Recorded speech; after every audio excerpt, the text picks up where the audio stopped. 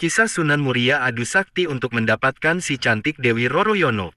Sumber, https://kalam.sindonews.com/miftah H. Yusuf Pati, gadis molek itu bernama Dewi Roroyono. Kini, putri Sunan Ngerang ini sudah menginjak usia 20 tahun. Sang ayah memiliki niat merayakan ulang tahun putrinya itu. Sunan Ngerang bukan orang sembarangan. Beliau adalah guru orang-orang penting pada zamannya.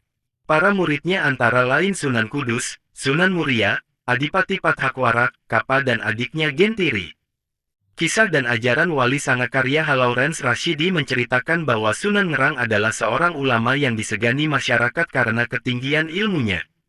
Beliau tinggal di Juwana. Sunan Ngerang mengundang murid-muridnya untuk syukuran 20 tahun putrinya itu. Selain murid, tetangga dekat juga diundang, demikian pula sanak kadang yang dari jauh. Setelah tamu berkumpul, Dewi Roroyono dan adiknya yaitu Dewi Roro Pujiwati keluar menghidangkan makanan dan minuman. Keduanya adalah dara-dara yang cantik rupawan. Terutama Dewi Roroyono yang berusia 20 tahun, bagaikan bunga yang sedang mekar-mekarnya. Bagi Sunan Kudus dan Sunan Muria yang sudah berbekal ilmu agama dapat menahan pandangan matanya sehingga tidak terseret oleh godaan setan. Tapi seorang murid Sunan Ngerang yang lain yaitu Adipati Pathakwarak memandang Dewi Roroyono dengan mata tidak berkedip menikmati kecantikan gadis itu. Sewaktu menjadi cantrik atau murid Sunan Ngerang, yaitu ketika Pathakwarak belum menjadi adipati, Roroyono masih kecil, belum nampak benar kecantikannya yang memesona. Sekarang, gadis itu benar-benar membuat Adipati Pathakwarak tergila-gila.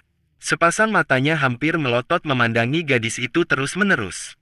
Karena dibakar birahi yang menyala, Pathakwarak tidak bisa menahan dirinya. Dia menggoda Roroyono dengan ucapan-ucapan yang tidak pantas.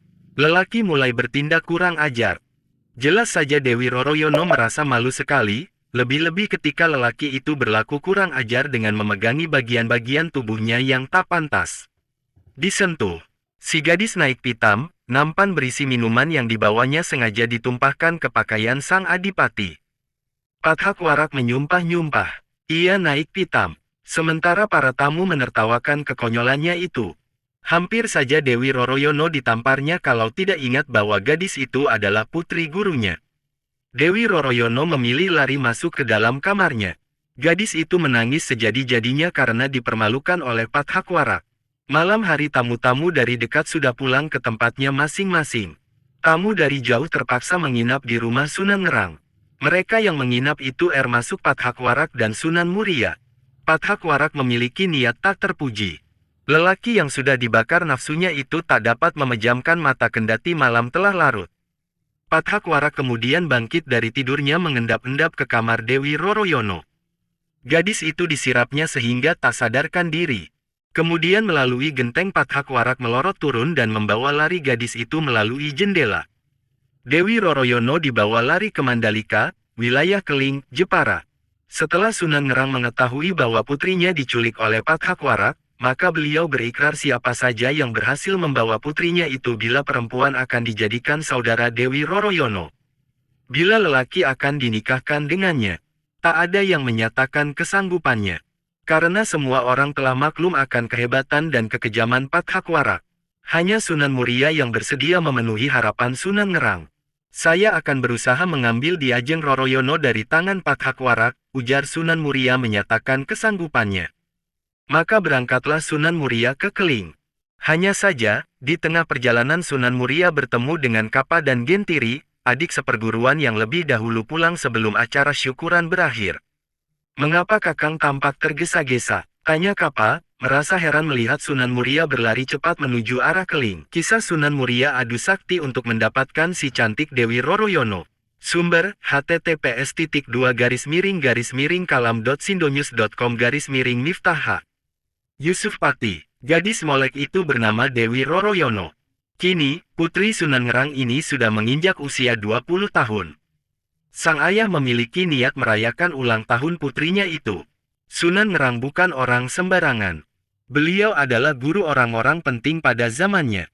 Para muridnya antara lain Sunan Kudus, Sunan Muria, Adipati Pathakwarak, Kapa dan adiknya Gentiri.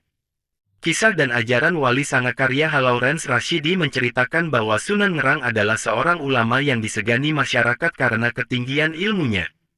Beliau tinggal di Juwana. Sunan Ngerang mengundang murid-muridnya untuk syukuran 20 tahun putrinya itu. Selain murid, tetangga dekat juga diundang, demikian pula sanak kadang yang dari jauh. Setelah tamu berkumpul, Dewi Roroyono dan adiknya yaitu Dewi Roro Pujiwati keluar menghidangkan makanan dan minuman. Keduanya adalah dara-dara yang cantik rupawan. Terutama Dewi Roroyono yang berusia 20 tahun, bagaikan bunga yang sedang mekar-mekarnya.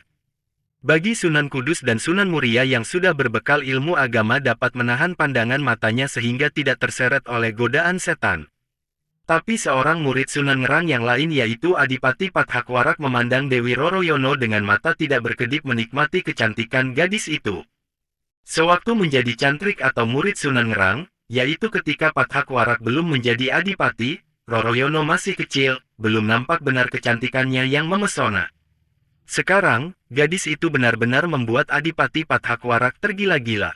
Sepasang matanya hampir melotot memandangi gadis itu terus-menerus. Karena dibakar birahi yang menyala, Pathakwarak tidak bisa menahan dirinya. Dia menggoda Roroyono dengan ucapan-ucapan yang tidak pantas. Lelaki mulai bertindak kurang ajar. Jelas saja Dewi Roroyono merasa malu sekali, lebih-lebih ketika lelaki itu berlaku kurang ajar dengan memegangi bagian-bagian tubuhnya yang tak pantas. Disentuh. Si gadis naik pitam, nampan berisi minuman yang dibawanya sengaja ditumpahkan ke pakaian sang adipati. Pathakwarak menyumpah-nyumpah. Ia naik pitam. Sementara para tamu menertawakan kekonyolannya itu. Hampir saja Dewi Roroyono ditamparnya kalau tidak ingat bahwa gadis itu adalah putri gurunya. Dewi Roroyono memilih lari masuk ke dalam kamarnya. Gadis itu menangis sejadi-jadinya karena dipermalukan oleh Pathakwarak. Malam hari tamu-tamu dari dekat sudah pulang ke tempatnya masing-masing. Tamu dari jauh terpaksa menginap di rumah Sunan Ngerang. Mereka yang menginap itu termasuk Pathakwarak dan Sunan Muria. Pathakwarak memiliki niat tak terpuji. Lelaki yang sudah dibakar nafsunya itu tak dapat memejamkan mata kendati malam telah larut. Pathakwarak kemudian bangkit dari tidurnya mengendap-endap ke kamar Dewi Roroyono. Gadis itu disirapnya sehingga tak sadarkan diri. Kemudian melalui genteng Pathakwarak melorot turun dan membawa lari gadis itu melalui jendela. Dewi Roroyono dibawa lari ke Mandalika, wilayah Keling, Jepara. Setelah Sunan Ngerang mengetahui bahwa putrinya diculik oleh Pathakwarak, maka beliau berikrar siapa saja yang berhasil membawa putrinya itu bila perempuan akan dijadikan saudara Dewi Roroyono. Bila lelaki akan dinikahkan dengannya. Tak ada yang menyatakan kesanggupannya. Karena semua orang telah maklum akan kehebatan dan kekejaman Pathakwarak.